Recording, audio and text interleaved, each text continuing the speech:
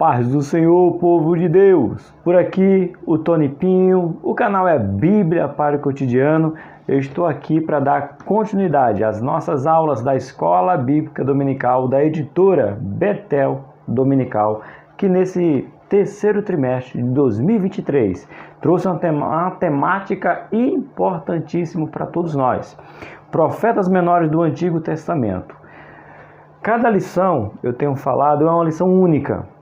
Mas, professor Tony, cada lição não é uma lição única nas outras lições? Até é, mas não é.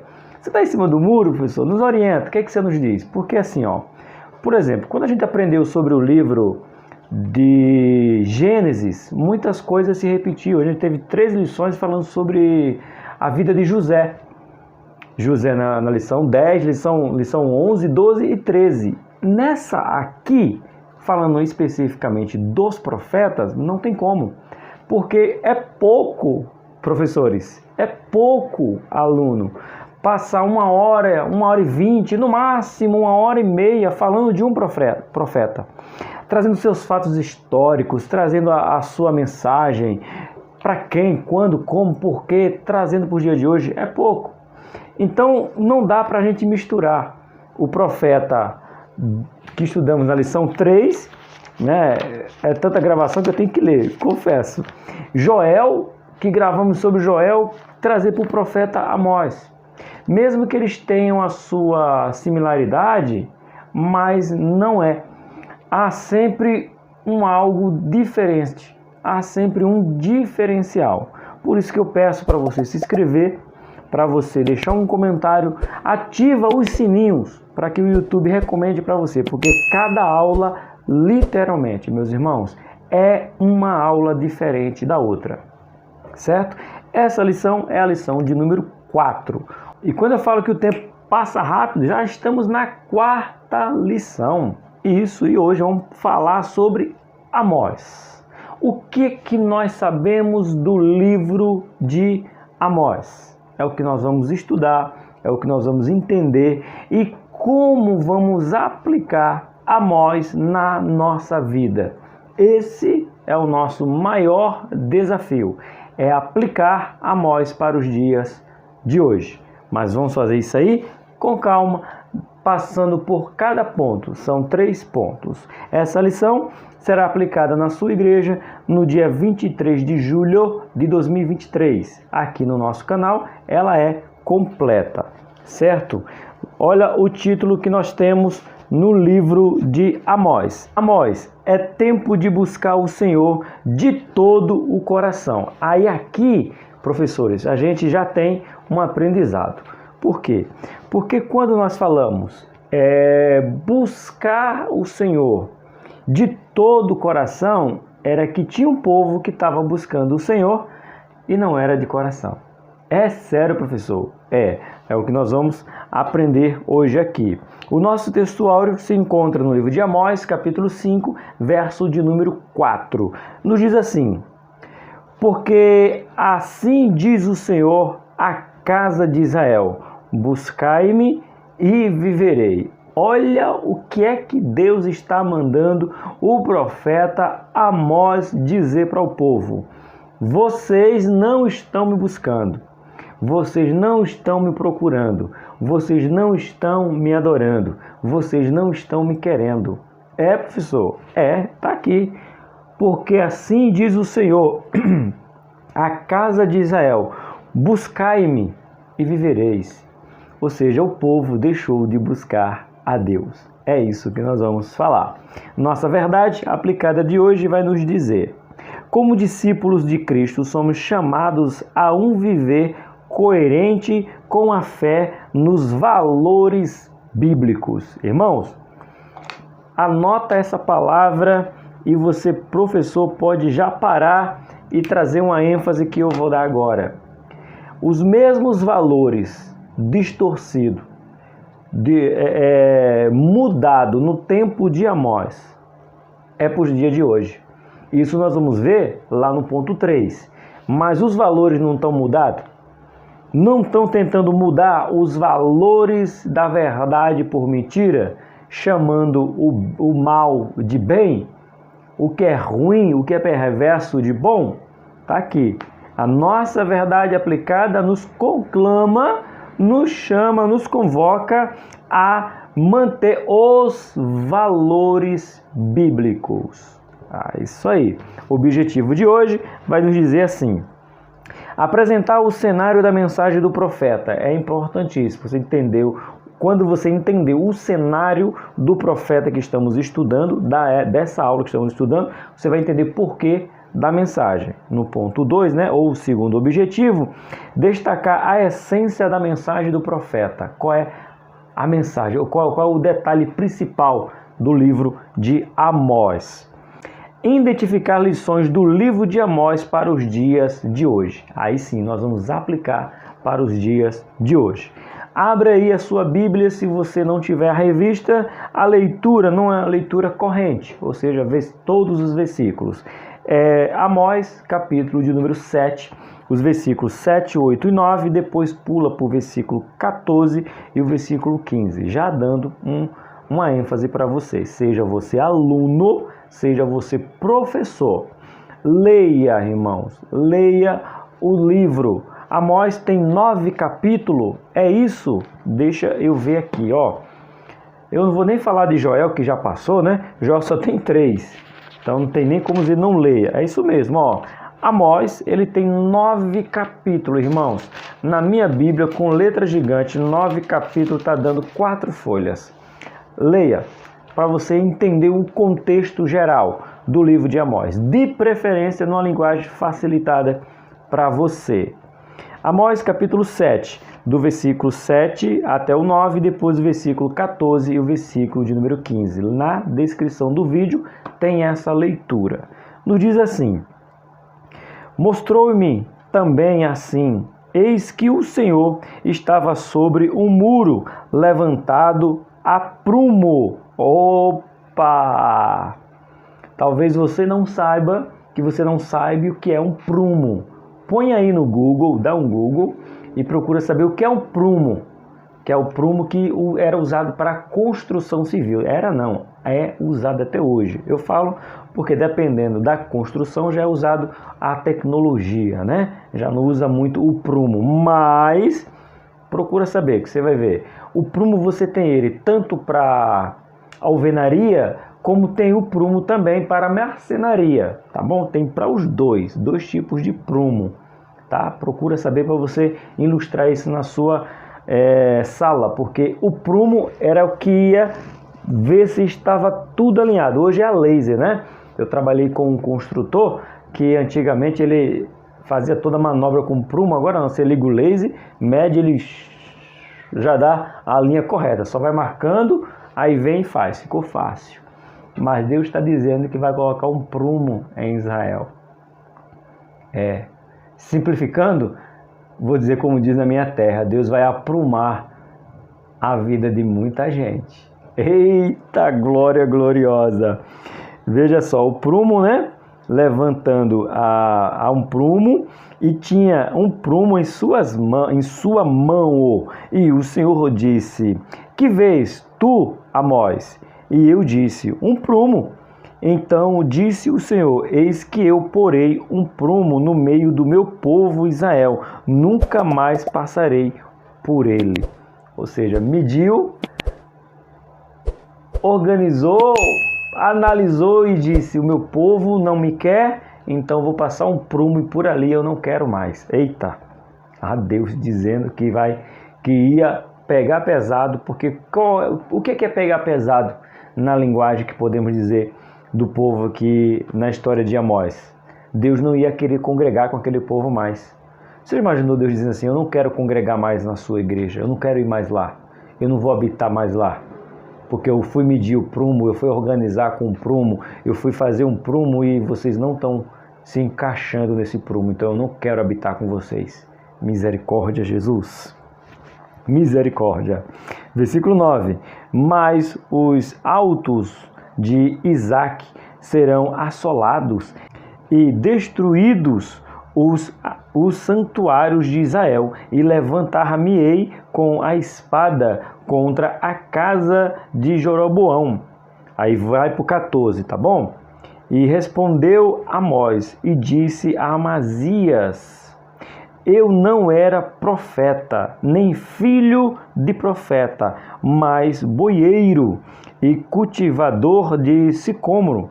Mas o Senhor me tirou de após o gado, e o Senhor me disse: vai e profetiza a meu povo. Aqui a gente já começa a entrar na história de Amós. Amós, ele usa esse texto aqui, do versículo 14 e 15, dizendo assim, eu não sou filho de sacerdote, eu não sou filho de profeta, a minha família não tem linhagem sacerdotal, de levita, nada disso. Eu cuidava de boi, eu era vaqueiro, contextualizando para hoje, eu era vaqueiro lá do Nordeste. Eu era no máximo, eu era o quê? Como é que chama lá? Mato Grosso do Sul. Eu fui lá fazer um trabalho no Mato Grosso do Sul.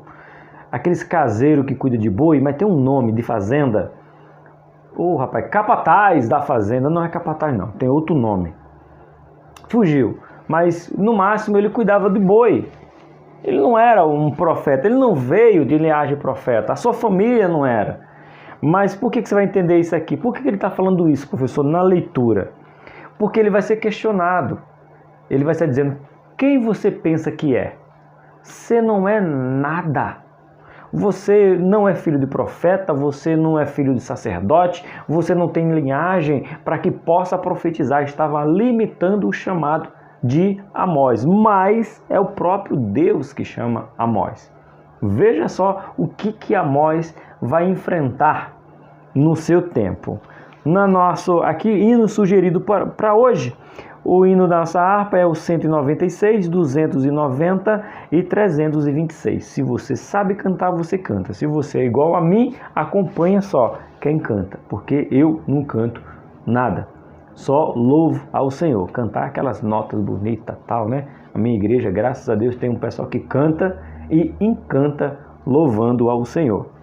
Motivo de oração. Ore para que a sua prática religiosa não seja apenas de lábios, cerimonialismo e rituais. Meu Deus, na oração já dá uma pregação. Anota aí, professor. Essa oração já dá uma pregação. Até rimou. Ore para que a sua prática religiosa não seja, primeiro, de lábios. Bem profetizou Isaías a vosso respeito, que vocês me adorariam com os lábios, mas o coração estaria longe de mim. Foi o próprio Jesus que disse, hein? Olha só, cerimonialismo faz tudo certinho. Tudo dentro da cerimônia, tudo como diz a história, tudo como manda o figurino. Tudo perfeito, porém, era simplesmente fazer por fazer. E o outro, rituais. Então veja, assim estava o povo no tempo de Amós. Oferecia sacrifício, ia para o templo, dava dízimo, porém era mecânico e não com um coração aberto, voluntário. Então isso serviu para Amós, mas serve para nós também. Por isso que nós vamos orar. Curve sua cabeça e vamos pedir a Deus que nos ajude a não fazer a adoração a Ele mecânica, mas em si uma adoração verdadeira, viva e eficaz. Oremos. Soberano e eterno Deus, eis aqui o teu povo. Eis aqui a minha vida. Eis aqui aqueles que querem aprender de tua palavra, seja professores, superintendentes, pastores, alunos, aqueles que são apaixonados pela tua palavra, os curiosos que querem aprender um pouco mais sobre Amós. Que no coração deles tenha de ir à sua igreja e à sua casa para apresentar a ti um culto verdadeiro, como disse o apóstolo Paulo, um coração vivo, um culto vivo que somos nós, mas um culto que não seja apenas saindo dos nossos lábios, que não seja apenas cumpridores de cerimônias, que não sejam os rituais religiosos que eu venha fazer, mas que eu seja espontâneo para poder, Senhor, oferecer a Ti o melhor culto. Então eu peço a Ti, pelos que me ouvem, peço a Ti por mim, para que nós possamos oferecer a Ti o melhor que nós podemos, em nome do Teu Filho, Jesus. Aproveitando essa oração, deixa um curtir, porque impulsiona o canal mais e mais. Um desafio que eu lanço para mim mesmo, até esse ano chegar a 10 mil inscritos. Você pode me ajudar? É só clicar nesse botão se inscrever. Bora para nossa lição.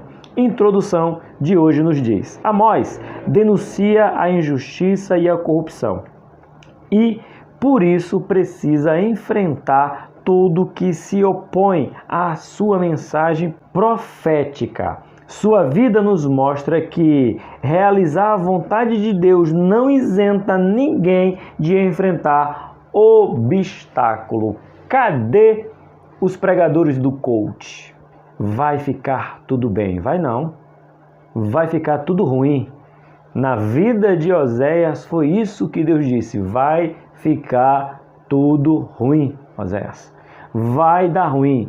Vão te rejeitar, vão te maltratar. Me lembra a mensagem do meu amigo Felipe, ministrando hoje na nossa igreja. Estou gravando no domingo à noite porque não deu para gravar outro dia. Estou gravando no domingo à noite, pós-culto. E Felipe pregou sobre o texto de João Batista, que mesmo ameaçado de morte, não deixou de pregar a verdade. Mateus capítulo de número 5, os versículos finais do sermão das bem-aventuranças. O texto nos diz: bem-aventurados somos vós, quando perseguirem a vós por causa da justiça e do meu nome. Não fiquem tristes se estiverem perseguindo você, porque perseguiram e mataram os profetas que foi antes de vocês. Oséias viveu na pele a rejeição de pregar uma palavra genuína. Então, se você estiver pregando a palavra de Deus, eu tenho uma excelente notícia: vão te odiar. E eu tenho uma notícia extraordinária de boa: Deus é contigo. A boa é que estão te perseguindo, e a excelente é que Deus está contigo. Professor, é bom que me persigam? É, porque se você estiver pregando a verdade, é sinal que você está na vontade de Deus. Eita glória, eu quero rodar no manto. Me ajuda aí, Jesus. Mas o que eu quero dizer nessa introdução: quem vendeu para você um evangelho fácil é só para quem é evangélico detetive ou 007, escondido. Porque evangélico declarado, meu irmão, tem vida fácil não. E aí, vai se manter firme como Oséias? É o que você vai aprender hoje. Ponto de número 1. O cenário da mensagem do profeta Oséias. Olha esse cenário. O livro de Oséias, o que, irmão? Amós. Misericórdia, Jesus. É tanto profeta, eu errei, né, irmão? É Amós e não Oséias, tá bom? O livro de Amós revela um cenário onde a religiosidade era intensa. Marca isso aí. Religiosidade, diferente de religião. Religião é Cristo, é quem nos liga a Deus. Religiosidade é aquilo que eu faço por rotina, por costume, por impulso, tô indo por ir. Diferencia isso aí, tá? O texto, o professor Antônio Paulo, ainda não decorei o nome dele, mas eu tenho que dar honra a quem tem honra, é isso mesmo. Antônio Paulo deixa bem claro: religiosidade era intensa no tempo de Amós. Diz assim o texto: no entanto, o povo estava distante da presença de Deus. Era uma vida espiritual de aparência. Embora continuassem a praticar os rituais exigidos pela lei e, em alguns casos, se excediam na observância da lei, os corações estavam afastados de Deus. Olha essa ênfase aqui. O professor Antônio Júnior está dizendo que em alguns casos eles excediam na lei. Deixa eu falar uma coisa para vocês. Parece nojento, mas é um contexto que você passou a entender. Você sabia que quando o judeu estava de jejum, esses religiosos aqui, ele nem engolia saliva? Ele sempre botava para fora. Nem a saliva eles engoliam, botava para fora. Jesus diz o quê sobre isso aqui? que eles davam o dízimo do coentro. Sabe você plantar um pé de alface e nasceu um pé de alface, você pegar 10% e querer levar para o sacerdote dizendo que é de Deus? É sério, professor? É? Jesus fala isso, que eles faziam isso. Eles puxavam o rigor da religião, mas só para ser visto. Religiosidade e não a religião verdadeira.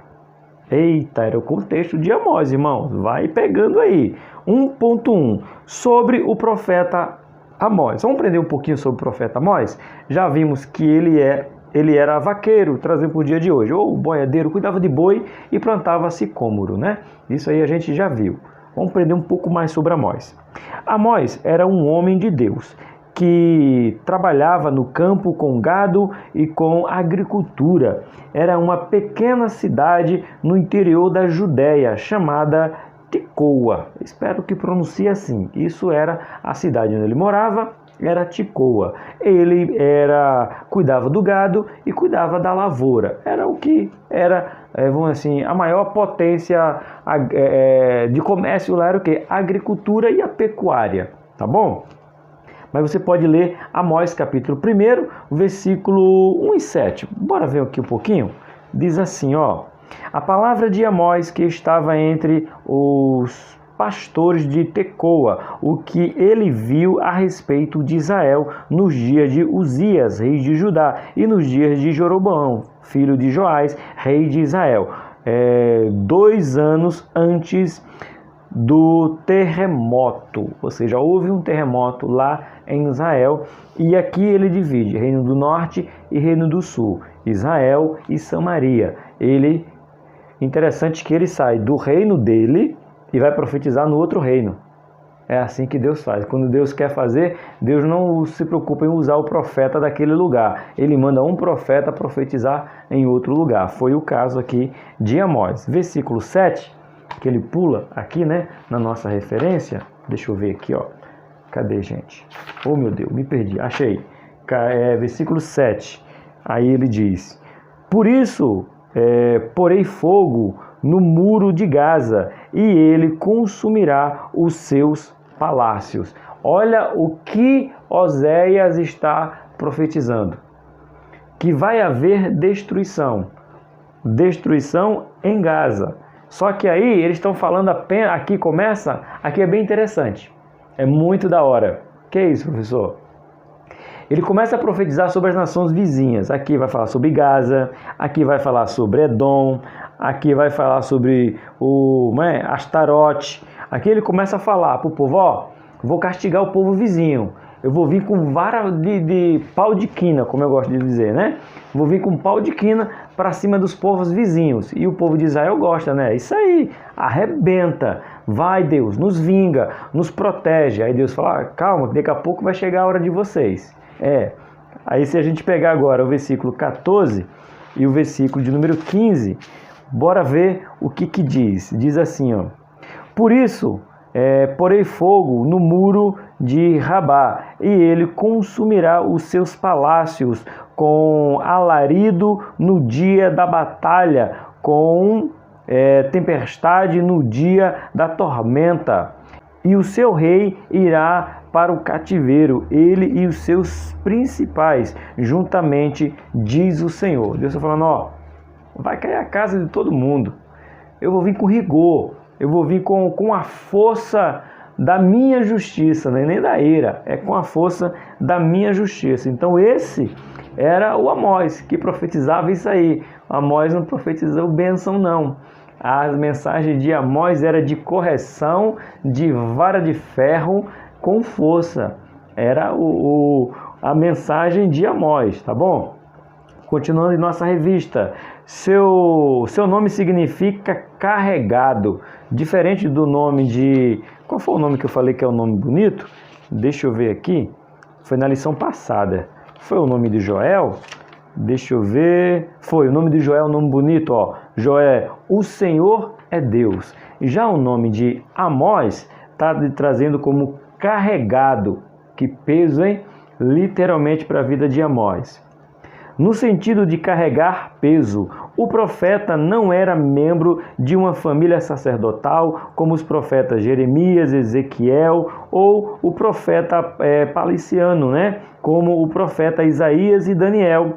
No entanto, Amós foi um servo de Deus humilde, corajoso e obediente. Ele corajosamente entregava o recado de Deus aos poderosos do povo, cumprindo as ordens de Deus. Aqui, irmãos, tem muita gente, eu sou profeta de Deus. Eu acho que esse povo que diz que é profeta de Deus hoje não lê a Bíblia, não. Profeta de Deus, irmão, o que é sinônimo de ser profeta? Calabouço. Profeta é sinônimo, sabe o que é sinônimo, né? Similar, igual, que parece que pode ser a mesma coisa? Pois é, profeta é sinônimo de calabouço, é sinônimo de rejeição, é sinônimo de ser perseguido, é sinônimo de sofrimento. Profeta que é profeta, toda a história nos mostra que os profetas da Bíblia e o próprio Jesus, eita, eu amo dar aula assim e Deus vai me trazer na memória. Lembra quando Jesus chorou lá em Jerusalém? Jerusalém, Jerusalém, que mata os que te são enviados, apedreja os profetas. Ele falou, vocês matam os profetas que são enviados quando diz que vocês têm que se consertar. Vocês querem profeta que profetize bênção. Parece coincidência no dia de hoje? Não, irmão. É Bíblia.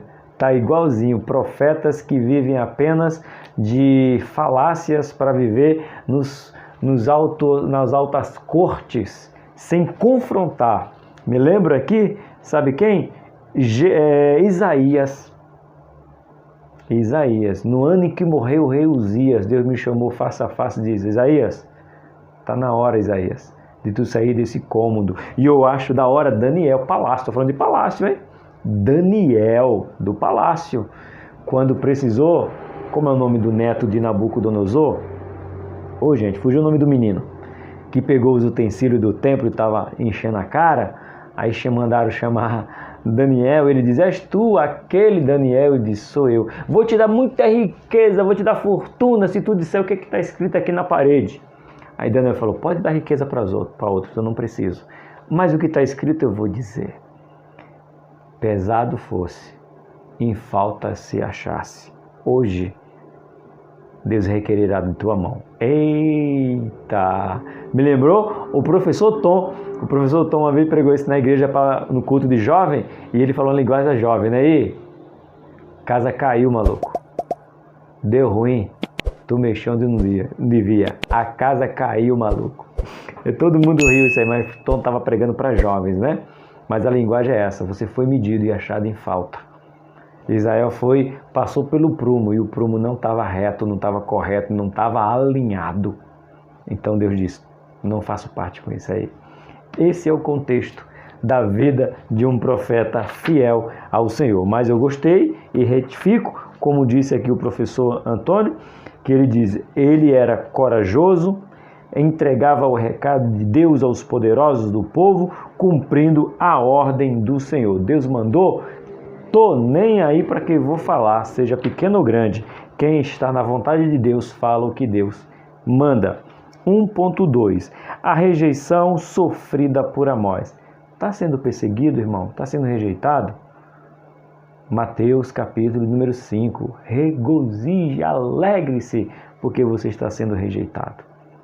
É sinônimo que você está fazendo a vontade boa, perfeita e agradável de Deus para a correção. O texto nos diz, diante daquele cenário de intensa religiosidade, injustiça, corrupção, opressão. Marca isso aí, para. Aqui. Primeiro, intensa, mais uma vez, intensa religiosidade. Injustiça, corrupção, parece que está falando no dia de hoje, e opressão. Isso era o cenário do profeta, era onde o profeta deveria profetizar. O profeta Amós enfrentou forte oposição quando transmitiu a mensagem de Deus. Um sacerdote de Betel, chamado Amazias, tentou expulsar Amós do país quando ouviu as palavras que confrontavam o povo e seus pecados. Eita, estão querendo calar os profetas. Você não pode profetizar aqui, profeta. Oh, meu Deus, cadê aqui? Eu falo isso aí, eu fico empolgado que eu perdi aqui. Ei, aqui, ó, achei. Está proibido pregar contra o pecado. Você será cesseado, você será censurado, você será calado. A palavra do momento, você será cancelado se você disser que adultério é pecado, que se embriagar é pecado, que se drogar é pecado, que pedofilia é pecado, que incesto é pecado, que homossexualidade é pecado, que assassinato é pecado, corrupção é pecado, mentira é pecado. Se aí dizer isso aí é alguém tocar no som e dizer, irmão, menos, irmãos, menos. Profetiza isso aqui não.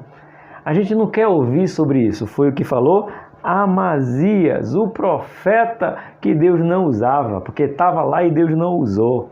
Eita, que essa lição vai sair faísca domingo de manhã e eu vou dar essa aula de novo. Eu vou dar essa aula na minha igreja domingo de novo. Eu falo de novo que eu estou aplicando aqui e vou aplicar na minha igreja, a De Inamar. Eu que vou aplicar essa lição, melhor dizendo.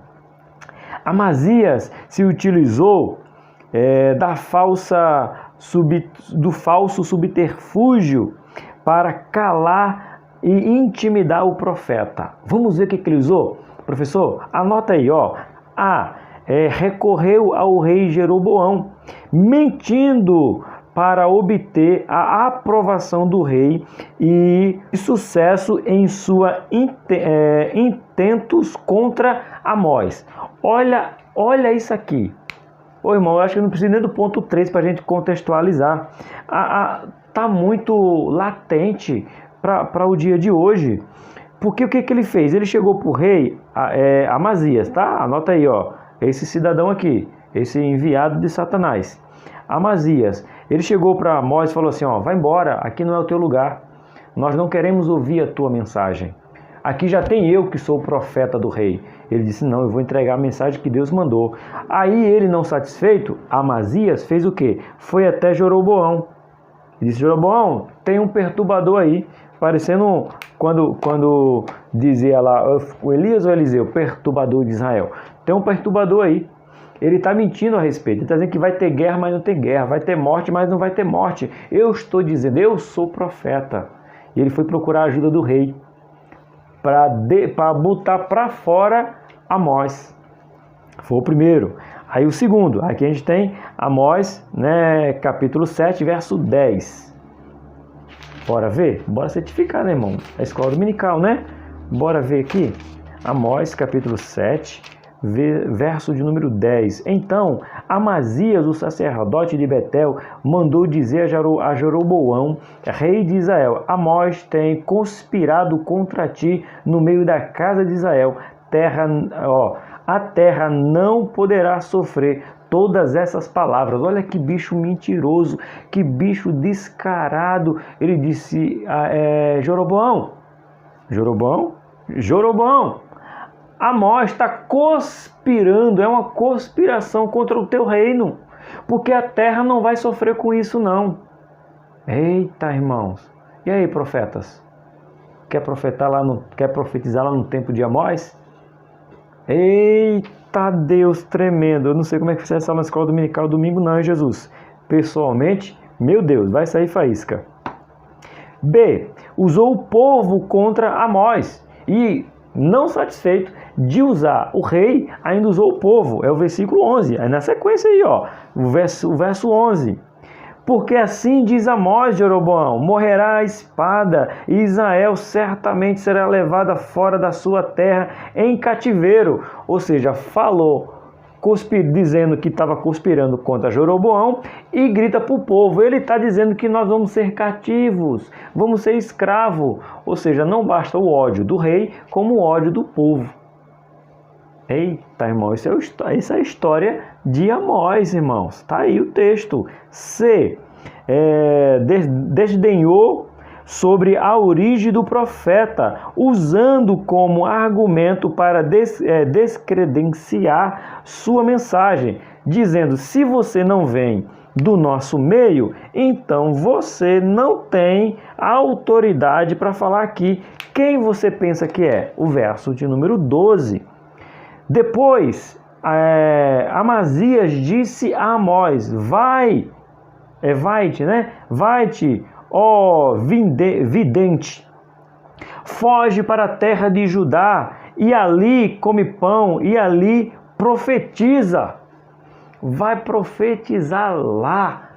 Aqui não, aqui já tem eu que sou de Betel, eu estou nesse reino, eu sou o profeta daqui. Você não se meta nas minhas profecias. Que é isso, gente?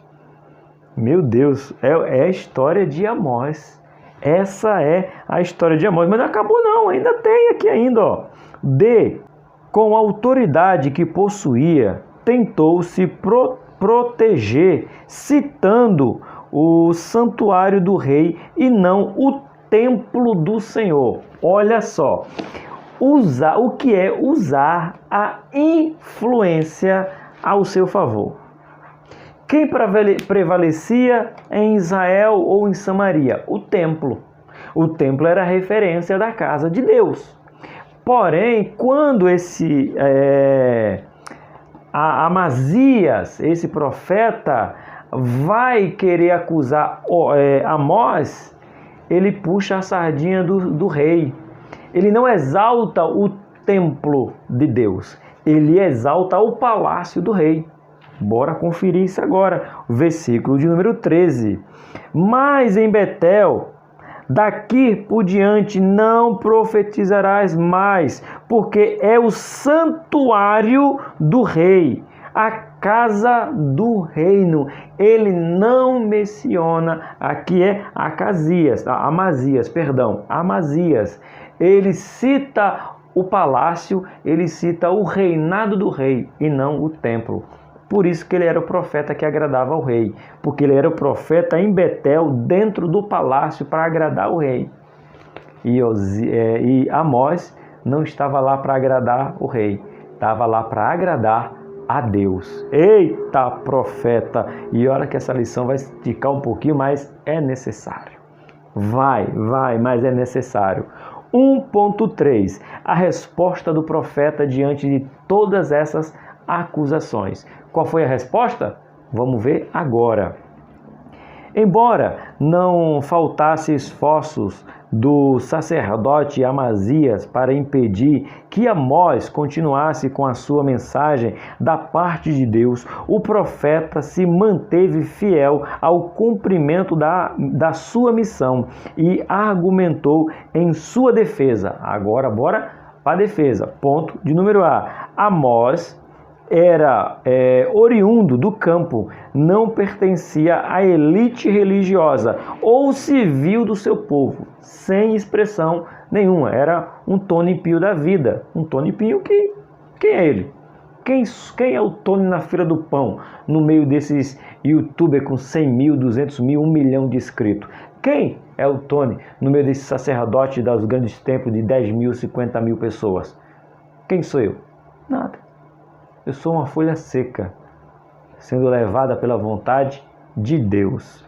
E ele diz, aí ele vai dizer, né? Aí Amós, ele fala dele mesmo. Eita, irmão, quando eu sei quem eu sou, eu não preciso ninguém dizer de onde eu vim. Eu sei de onde eu vim. Eita, recebe aí, profeta. Olha só, eu não era profeta, nem filho de profeta. Eu sei quem eu sou. Eu não era profeta. Olha, pegou? Eu não era profeta, muito menos filho de profeta, mas isso não quer dizer que eu não possa profetizar. Eita, Jesus, dá vontade de sair rodando no manto. Meu Deus. Deixa eu respirar. Tem gente que está querendo colocar, irmão, cadê a tua credencial? Minha credencial é escrita com sangue. Foi Jesus que me deu. Eita, agora vamos para a aula. B. Amós tinha consciência de que a única autorização necessária para cumprir seu ministério era o chamado de Deus. Amós capítulo 7, o verso de número 15. Mas o Senhor me tirou de após o gado, e o Senhor me disse, vai e profetiza ao meu povo Israel. Ponto. Deus mandou? Tá aqui quem vai. Eita, glória gloriosa. Bora. C. O profeta não se escondeu, não se calou, ou mesmo se intimidou diante das ameaças sofridas pelo sacerdote, alguém que supostamente deveria apoiá-lo. Eita! Meu Deus! Pode terminar a aula agora. Quem deveria apoiar, que era o sacerdote, que estava cuidando do templo, que servia diante de Deus, devia dizer assim, essa mensagem é de Deus. Foi contra. Tudo aquilo que ameaça o bem-estar de algumas pessoas, elas tiram do caminho. Amós era uma ameaça para Amazias. Amazias estava vivendo do bom e do melhor, sustentado por Jeroboão. Porém, Deus disse, a casa vai cair, o povo será cativo, os líderes sofrerão. Ele não fala isso não, que aqui eu estou tão bom aqui, eu não mexo com ninguém, ninguém mexe comigo. E ele falou, ei, tá errado, você é sal, e sal é para dar sabor, você é luz, luz é para brilhar na escuridão. Bora para cima? Segura aí, profeta, firme. Esse foi o ponto 1, agora que eu cheguei e terminei o ponto 1, irmão. Se tu não deu um glória ainda gloriosa, me ajuda aí, minuto 40, põe aí, glória gloriosa. Eita glória. Ponto 2, a essência da mensagem. O livro de Amós pode ser dividido nos seguintes temas. Nos capítulos 1 e 2, o profeta prega para o povo de Deus, especialmente o reino do norte, Israel. Anota isso aí que é importante, tá? Especialmente para o reino do norte, Israel, tá? Pregando sobre o reino do norte, Israel. E ele não era de lá, ele era do reino do sul, mas Deus mandou ele profetizar no reino do norte, tá bom? Já nos capítulos 3 a 6, as mensagens de Amós são proferidas diretamente para Israel e seus líderes. No último capítulo 7 a 9, Amós relata suas visões a respeito do juízo de Deus, o dia do Senhor. Toma cuidado com o que eu vou dizer aqui, porque isso aqui tem muita gente querendo o dia do Senhor. Nós não pedimos o dia do Senhor, porque quem suportará o dia do Senhor? O dia do Senhor será tenebroso, o dia do Senhor será terrível, o dia do Senhor, meu irmão, será de pranto, choro e lamento. Então o dia do Senhor vai vir, vai acontecer. Já veio em frações, em partes. Imagina quando vir na sua totalidade. Cuidado, profetas. Profeta que anda com Deus sabe que pedir o dia do Senhor é quase uma sentença de morte. E o profeta está ali para alertar o povo para que não fique na perdição. 2.1. A justiça de Deus. Tem gente que só prega que Deus é amor, esquece que Deus é justiça também. Bora lá. Entre o povo de Deus, a sensibilidade e o amor ao próximo era coisa tão distantes que pessoas honestas eram vendidas como escrava, caso não pudessem pagar sua dívida. Ponto. E precisa falar. Imagina você comprar um celular. Você comprou um celular, pagando parcelas de R$200 por mês. Chegou um mês e você não conseguiu pagar esse celular. As pessoas estavam tão mergulhadas na devassidão de amor ao próximo que dizia: já que você não me pagou a parcela do celular, eu vou pegar você e te vender como escravo, e o dinheiro vai ficar para mim. Sério, professor, esse é o contexto, irmãos. Eu estou falando do celular para a gente contextualizar. Mas esse era o cenário do qual Oséias morava, profetizava. Era isso aqui que estava acontecendo lá no Reino do Norte, em Israel. Era isso que estava acontecendo. Pessoas honestas, porque não conseguiram pagar suas dívidas, por um instante estavam sendo vendidas como escravo. E Deus não aprovava isso. Tá bom? O pecado estava tão enraizado e normalizado que os pais e os filhos se relacionavam sexualmente com uma mesma mulher. Irmãos, é grave. É grave. Deixa eu tentar falar de um jeito, porque o YouTube não vem me censurar, né? Me bloquear, me cancelar. Um pai contratou o trabalho de uma profissional da área na sexualidade e teve relações com ela. E ao pai sair do quarto, o filho vai e entra e tem relação com ela também. Isso para Deus era abominável. E olha que dizem que isso aí acontecia não somente nos lugares específicos de prostituição. O pecado estava enraizado de uma maneira tão grande que eles estavam fazendo isso com as suas servas, com as suas escravas, tendo relação pai e o filho com a mesma mulher. Aqui não fica claro se era ao mesmo tempo, e não me parece que era, mas era um após o outro, e era abominável da mesma maneira.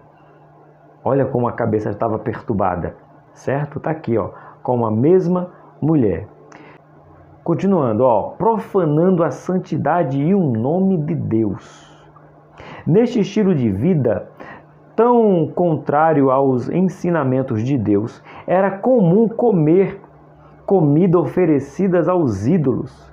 A injustiça imperava entre a liderança religiosa, que se escondia atrás de uma falsa moralidade e uma espiritualidade vazia, oferecendo culto que não agradava mais ao Senhor.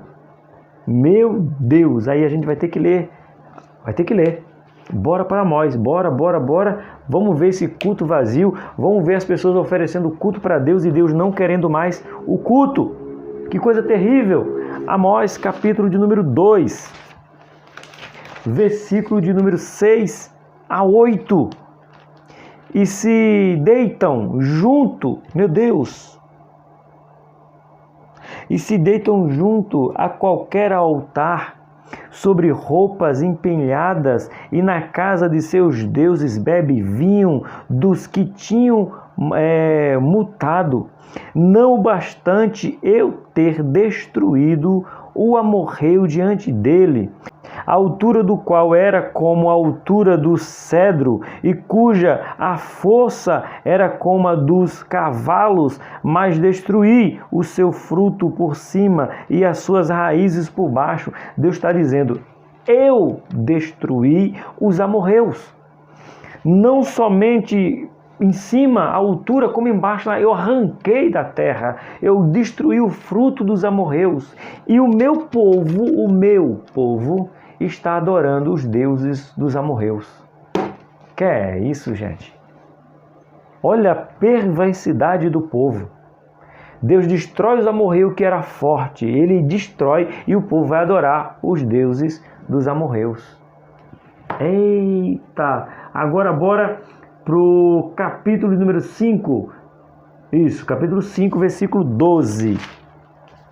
Diz assim: porque sei que são muitas as vossas transgressões e enormes os vossos pecados. Aflige o justo, tomais resgate e rejeitais os necessitados à porta. Olha o que Deus está condenando. Está chegando gente na sua porta pedindo comida e você está dizendo, não ajudo, não querem ajudar. Deus dizendo, vou cobrar. Não foi isso que eu ensinei. O povo de Deus estava assim, gente. Aí no mesmo capítulo 5, a gente vai para o versículo 21 e o versículo 22. Aborreço, desprezo as vossas festas e as vossas assembleias solenes não me dão nenhum prazer. Que é isso, gente? Meu Deus. Imagina uma mensagem dessa pregada domingo de noite. Que é isso, gente? Meu Deus. É forte. Como diz Valdemiro, glorifica de pé, igreja. Que é isso, gente? E versículo 22. E ainda que me ofereçais holocaustos e oferta de manjares, não me agradarei delas, nem atentarei para as ofertas pacíficas de vossos animais gordo. Meu Deus, Deus está dizendo, ofereça o que você tem de melhor. O que você tem de melhor? Faz o inverso, ao invés de você me oferecer o dízimo, me oferece o 90% que você tem. Eu não quero. Em vez de você me dar um gado mirrado, magro, me dá o melhor gado que você tem. Eu também não quero. Porque me dá nojo a adoração que vocês estão trazendo para mim. Porque não é adoração sincera. Eita, Jesus dos crentes, ajuda eu, Jesus. Bora para a aula, meu irmão do céu. 2.2. Deus exige retidão e justiça do seu povo. Lembrando mais uma vez e guarda na mente, leva para o coração para o resto da vida. O livro de Amós não tem nada a ver para a igreja de Cristo. Professor, posso contextualizar? Até pode, com muito cuidado. Aqui era para Israel, para o povo de Judá. Aliás, para o povo de Judá? Eu anotei aqui. Para o povo de Israel, não Judá, o povo de Israel, o povo do norte, Judá era o povo do sul, específico para o povo de Deus, não era para a igreja, não era para os dias de hoje. Podemos tirar lições, mas não é para a igreja. Fica bem claro isso aí, tá bom?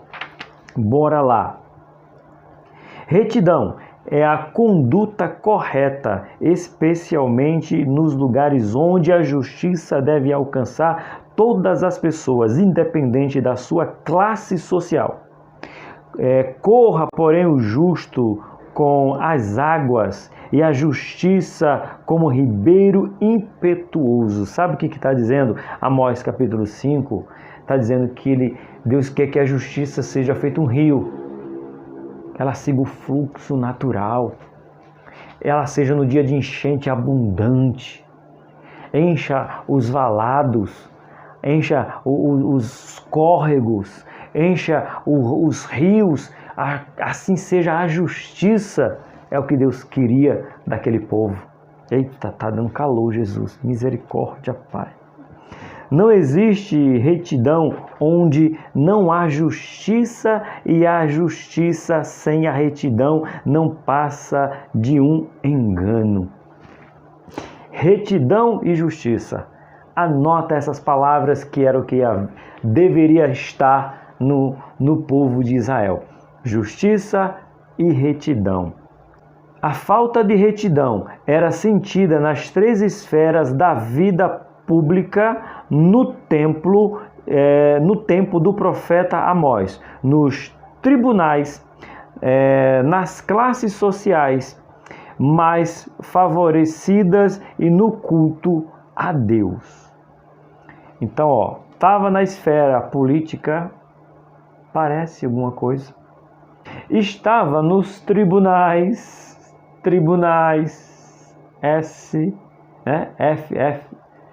STF, STJ, fica até com medo de falar outra sigla, PF, estava tudo corrompido. Quem está dizendo? O livro de Amós. Estava tudo ruim, irmãos. E os pastores? O pastor, olha para mim, que eu não quero falar não. Não é digna de ser mencionado no meu canal não, nem como crítica. O pastor da... Que é isso, gente? Até o meio religioso corrompido. E no povo? O povo, tribunal, política, religião e o povo, tudo pervertido. Cabe ao povo de Deus ser exemplo de retidão e justiça, amar a Deus e ao próximo de forma prática e não apenas com discursos evasivos e vazios, especialmente os menos favorecidos, isto é, os menos amados na prática. Aí que, meu Deus, os pobres como sofrem, sempre sofreram pela injustiça dos maus e maus e maus. Mas Deus vai vir com o dia dele. Já foi dito aqui, vai virar o dia do Senhor. 2.3. A necessidade do verdadeiro arrependimento, ou seja, tinha arrependimento falso. Já falei na aula anterior, ressalvo aqui de novo e você guarda no coração. Diferença de arrependimento para remorso. Remorso é quando me pegam fazendo errado. Arrependimento é quando eu conto o que eu fiz de errado. Guarda no coração. Bora lá, 2.3, a necessidade do verdadeiro arrependimento. Amós deveria visitar os lugares onde estavam os templos para outros deuses em Israel. Não estava fora dos termos de Israel, estava dentro do território de Israel. Lembra o profeta Ezequiel que a gente já falou aqui? Que o povo estava profanando, estava tão terrível no tempo de Ezequiel, que o povo estava adorando outros deuses dentro do templo de Deus. Tem uma playlist aí sobre o livro de Ezequiel. Se você não guardou na mente, pode ver que tem aí, tem uma playlist. Aí Deus falou assim, vai para Betel, vai para Gilgal. Sua missão era profetizar contra a idolatria com as estátuas que o rei Roboão tinha feito. Era preciso trazer à memória do povo as palavras que Deus tinha dito a Moisés quando Josué removeu a aliança do monte Ebal. É isso mesmo. Josué removeu. Bora, vamos ver. Josué, lá no comecinho, Deuteronômio, Josué, capítulo de número 8, o verso de número 32. Abre aí a sua Bíblia, 8:32 está aqui. Também escreve ali em pedras uma cópia da lei de Moisés, que já tinha escrito diante dos filhos de Israel, ou seja, eles tinham a lei, já estava escrito que não poderia ter adoração, adorar outros deuses, já estava escrito, mas estavam fazendo em Betel, estavam fazendo em Gilgal, e quem teve que ir lá? Amós, e ele foi com força. O povo estava mergulhado na idolatria e Deus alertou sobre as sérias consequências para este tipo de atitude. Deus já havia alertado em Deuteronômio capítulo de número 30. Dá uma lida aí. Então o profeta Amós age como mediador, suplicando a misericórdia de Deus. O profeta não justifica ou compactua com o erro dos seus compatriotas. Ele sabe que a ira do Senhor é pertinente. O povo pecou e por causa disso Amós pede perdão. Amós sabia tanto do poder de Deus, da ira de Deus, da justiça de Deus, que Amós ele intercede pelo povo. Ele diz: Deus, eu pequei. Ele se coloca como pecador dizendo que ele também errou, os seus pais, todo mundo errou. Ele pede a misericórdia diante de um povo perverso, porque ele sabia que se Deus derramasse de sua ira sobre aquele povo, quem? Eu pergunto, quem sobreviveria? Amós capítulo 7, o verso é o verso de número 2. E aconteceu que, como eles tiveram comido completamente a erva da terra, eu disse: Senhor Jeová, perdoa. Como se levantará agora Jacó, pois ele é pequeno? Ele dizendo: Senhor, perdoa o povo. Aí ele traz Jacó, a história de Abraão, Isaac e Jacó, de Jacó as 12 tribos, das 12 tribos se tornou a grande nação, o povo judeu. Ele diz: como? Se o Senhor fizer tudo o que o Senhor tem que fazer, porque o Senhor é justo, Jacó jamais se erguerá. Jamais essa nação será chamada de nação. Mas eu sei que esse povo é pecador. Ele não compactuou, ele apenas pediu perdão. A lição é forte ou não é forte, irmão? É o profeta Amós. Ponto de número 3. Vamos contextualizar na íntegra agora? Já se inscreveu? Ajuda o canal a chegar a 10 mil inscritos até o final do ano. E para isso você chega curtindo e se inscreve, tá bom? Vamos lá? Amós para hoje. O fato de Amós interceder pelo povo não o tornou complacente com o pecado.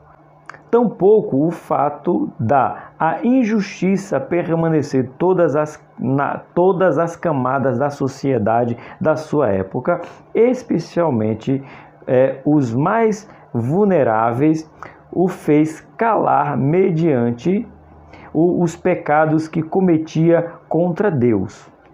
Boa! Tu percebeu aqui o que Amós, o que o escritor colocou, que Amós está dizendo? Contextualizar, né? Essa lição aqui, simplificar é a minha palavra, né? O simplificar aqui é assim, ó. O povo rouba porque não tem o que comer. O povo se prostitui porque precisa sobreviver. O povo vende os seus filhos porque eles precisam, afinal de contas, eles precisam ter vida. Não é verdade? Aí Amós está dizendo nada disso. Não é porque vocês são menos favoráveis, porque você tem menos dinheiro, que Deus vai compactuar com o que você está fazendo de errado. Não importa a esfera mais baixa ou a mais alta. O erro é erro para quem está em cima como para quem está embaixo. Não é porque você está necessitado que você vai roubar, que você vai se prostituir. Você fere a moral, o caráter e a índole de Deus. A justiça de Deus se acende contra os menos favorecidos do mesmo jeito que vai se acender contra os grandes. Então não é porque essas pessoas não têm recursos de vida que elas vão cometer coisas erradas. Para Deus não rola, não. É isso aqui. Amós não deixou de cumprir seu ministério e anunciar o iminente juízo de Deus como forma de disciplinar o povo de Israel. Mais uma vez, era esse castigo específico para o povo de Israel. Contextualizando, agora, não é porque você mora numa comunidade carente que você vai traficar. Não é porque você mora numa comunidade carente que você vai se prostituir. Uma coisa não tem nada a ver com a outra. 3.1. Privilégios e responsabilidades. Você quer privilégio? Vai junto com responsabilidades. Bora lá. O fato de Israel ser o povo escolhido trazer-lhe a falsa segurança de que estavam isentos do julgamento de Deus. Eita, vou marcar com canetinha, marca texto. E essa aqui vai ser a frase que nós vai quebrar o pau dentro da sala do jovem domingo de manhã. Tem uma sala boa, é de Cleide, Orlando, Kelly, as minhas duas chuchu, que é a Brenda e a Bruna. Aí tem a Raíssa, tem o Felipe, tem a Jaque, tem o Diego. Quem mais que gosta? A Raíssa, já falei a Raíssa. Quem mais que gosta de lá? O Gilmar, a Aline, o Dinho, a Isa. Tem uma turma tem um jovem lá que... Opa, tem o Jefferson, tem a Kelly, não posso esquecer da Kelly. A Kelly que levanta os cílios, a filha do pastor Eli. Tem uma turma boa. O Rafa não, é noivo da Kelly, mas não tá aí não. O Rafa precisa voltar para a escola dominical. O Elton, a Bia, olha, tem um povo bom lá, tem. Tem um povo bom que vai para a escola dominical. Tem um povo bom. Lá que vão quebrar o pau aqui, ó. O fato de Israel, seu povo escolhido, trazer-lhe a falsa segurança de que estavam isentos do julgamento de Deus. Eu sou presbítero, né? Eu sou líder de casais, casados para sempre, né? Eu sou líder do Homem ao Máximo, né? Eu sou credenciado para dar aula do Homem ao Máximo, né? Eu sou palestrante para casais. Eu sou professor de escola dominical. Deus não vai pegar tão pesado assim comigo. Deus não vai. Ele sabe que eu estou contribuindo no reino, né? Então uma puladinha de cerca aqui, um furto ali, uma desonestidade ali, Deus não vai se portar com isso não. Afinal de contas, eu estou trabalhando no reino, né? Não, irmão. Isso é uma falácia bonita, né? Mas tem nada a ver uma coisa com a outra. Literalmente aquela coisa que a gente não sabe. Cada coisa é uma coisa. Uma coisa é uma coisa, outra coisa é outra coisa. Isso não isenta. O que eu e você fazemos por reino não vai nos dar imunidade para a justiça de Deus. Ou melhor, para a ira de Deus. Israel ficou soberbo, achando que nós somos escolhidos. Aí Deus disse, e daí? Desde quando meus escolhidos vão fazer o que é errado contra a minha vontade? Eita, estou falando que essa lição está demais, gente. O profeta Amós, porém, os confrontou com tal pensamento. Amós 3, verso 2. Bora ler, irmão, bora ler. De todas as famílias da terra, vós somente conheci. Portanto, todas as vossas injustiças visitarei sobre vós. Você sabe o que Amós está dizendo aqui? Que pior foi para Israel. Era bom que Israel não conhecesse. E conheceu, deu foi ruim.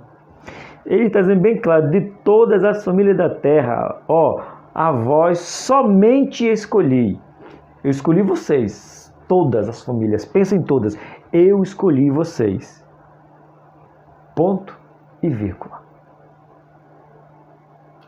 Portanto, todas as vossas injustiças visitarei sobre vocês. Já que vocês são escolhidos, eu vou cobrar. Eita, Novo Testamento. A quem muito é dado, muito é cobrado.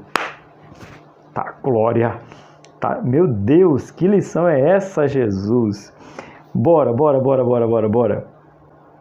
Para que entendesse que tal privilégio imputava-lhe grandes responsabilidades. O amor de Deus também se manifesta em julgamento e disciplina sobre aqueles que insistem em viver à margem dos seus preceitos, principalmente dos que já experimentaram uma vida de devoção e comunhão com ele. O escritor J.E. Maton, não sei se o nome pronuncia assim, afirma uma certa frase. O destaque peculiar de Amós é o seguinte: quanto mais perto de Deus se encontra, mais próximo o juízo e mais certo o julgamento. Por causa do privilégio de serem salvos, mais será exigido àqueles que mais receberam. Quanto maior a luz, maior o risco. Eu não gostei disso não. Isso não deveria estar aqui. Isso aqui é pesado. Isso aqui é pau de quina. Isso aqui é sangue e fogo. Isso aqui desvia metade da igreja e a outra metade fica sem querer ir. Que é isso, J.A. Matian? Que é isso, gente? Eu vou ler de novo. O destaque prático de Amós é o seguinte: quanto mais perto de Deus se encontra, mais próximo o juízo e mais certo o julgamento. Por causa do privilégio de serem salvos, mais será exigido. Aqueles que mais receberam, quanto maior a luz, maior o risco. Não conheço esse cidadão. Que é isso, gente?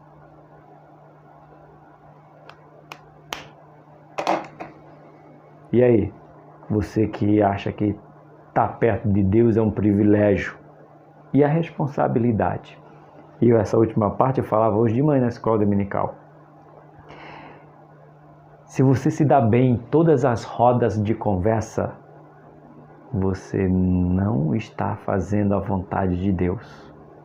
Porque nem toda conversa lhe cabe. Por quê? Quando se tem luz, as trevas, as coisas ocultas não comungam. Então, quanto mais luz tem, pior fica para você que é santo. Porque as pessoas estão com holofotes te olhando. Eita glória! Bora terminar isso aí, Jesus. 3.2, né? A imutabilidade do formalismo religioso. Vai doer de novo. A mensagem de Amós é o último clamor. Corra, porém, o juízo, como as águas, e a justiça como ribeiros impetuosos. O juízo vai vir como um rio. E quem vai impedir? Amós 5:24. Isso significa que o formalismo religioso e o cerimonialismo nada representa diante de Deus se não estiver acompanhado de atitudes que demonstram o amor e o cuidado de Deus pelos homens. A indiferença da igreja mediante as mazelas que acompanham aqueles que se encontram em situações de desamparo e abandono depõe contra ela. Ainda que tenha excelentes e elaboradas programações, o ativismo do calendário não pode e não deve substituir o socorro aos aflitos e desviados onde quer que esteja. Estão com muita agenda, com muita programação interna para dentro, para nós, esquecendo dos aflitos, esquecendo dos desviados, esquecendo dos necessitados. Deus está dizendo: eu vou vir com juízo. Aqui não é crítica, é um alerta. Porque quanto maior a sua igreja, quanto maior a igreja que você congrega, mais responsabilidade ela tem. Hoje a Deinamar, se eu falar o número eu erro, mas a Deinamar, ela doa cestas básicas 20. Não posso dizer se mais, mas em média 20 da roupa, sapato, cesta básica. Quanto maior a igreja, maior a responsabilidade de ajudar os necessitados. É isso que esse contexto a gente vê. A gente não faz evangelismo para ganhar pessoas para a nossa igreja. Nós fazemos evangelismo para ganhar pessoas para o reino. A gente vê igreja evangelizando para agregar pessoas dentro da sua igreja, mas esquecem que elas evangelizam para agregar pessoas para o reino. E Deus está dizendo, estão fazendo para a glória. É somente formalismo religioso. Eita, irmão. Fala aí se essa lição foi ou não foi uma benção. Ainda não acabou, ainda falta o ponto 3.3. Uma mensagem de esperança. Vamos viver essa mensagem de esperança? Bora! Bora! Em Amós encontra-se muitas palavras sobre sofrimento, destruição e morte e poucas palavras sobre otimismo e esperança. Mas isso não invalida a mensagem final sobre a esperança de um futuro melhor. Tem Amós? Tem, lógico que tem. Amós capítulo 9. Bora ver? Abre aí, livro de Amós, capítulo de número 9, do verso 11 ao verso 15. Começa assim. Naquele dia, tornarei a levantar a tenda de Davi, que caiu, e taparei as suas aberturas, e tornarei a levantar as suas ruínas, e a edificarei como nos dias da antiguidade, para que possuam o restante de Edom, e todas as nações que são chamadas pelo meu nome, diz o Senhor, que fez estas coisas.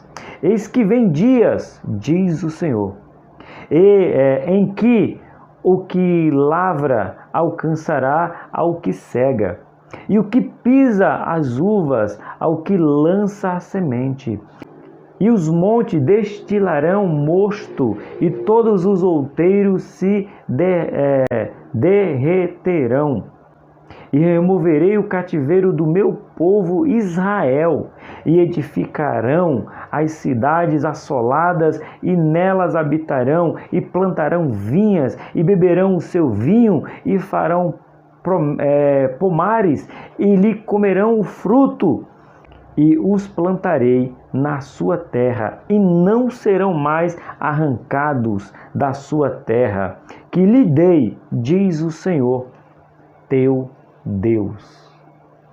A última promessa é que Israel será restituída. E aqui é bem legal que ele fala bem assim, que os que cegam serão alcançados pelos que plantam. O que quer dizer isso, professor? Imagina assim, você tem uma plantação, vamos simbolizar aqui, de uvas. E chegou o tempo de plantar uvas de novo, de fazer o replantio das parreiras de uva. Só que ainda não deu tempo de você colher. Tem tanta uva, tanta uva, tanta uva, que mesmo você colhendo, já chegou o tempo de plantar de novo. É isso que ele está dizendo. Imagina chegar o tempo de você colher, aliás, chegar o tempo de você plantar e você ainda não terminou de colher. É uma bênção desse jeito. Olha, eu nem terminei de colher e já está no tempo de plantar de novo. Então os plantadores querem plantar, mas ainda já chegou o tempo do plantio e a gente não consumiu todo o plantio, toda a colheita passada. É isso que Deus tem promessa para Israel. É Deus, podemos contextualizar para nós.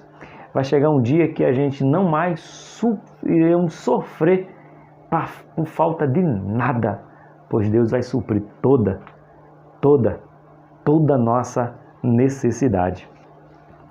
Devido aos pecados do povo, Deus mandaria seu fogo destruidor e outros castigos como juízo divino.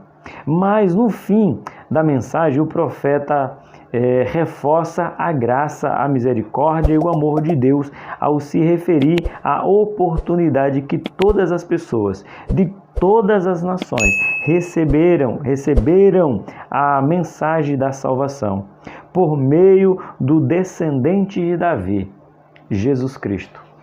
Então, ele literalmente acabou com o cativeiro. Nós não vivemos mais no cativeiro. O cativeiro passou. Nós somos livres em Cristo. Mas a frase do J.A. Montagne, não esqueça, quanto mais privilégio, mais responsabilidade. Conclusão, chegamos na conclusão. A lição ficou um pouquinho maior do que o normal, mas ficou top. Amei ministrar a aula de hoje. A missão de cada crente é proclamar a mensagem de Deus no lugar que Ele mesmo designar. Deus designar.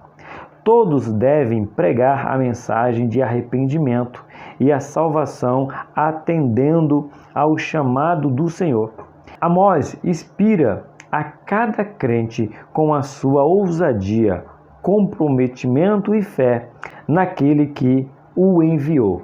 Então, que o livro de Amós, do qual aprendemos esta semana, possa nos encorajar, independente que apareçam os opositores, que serão muitos, os opressores, que serão tantos, os perseguidores, que serão inumeráveis, mas que nós não venhamos ficar intimidados.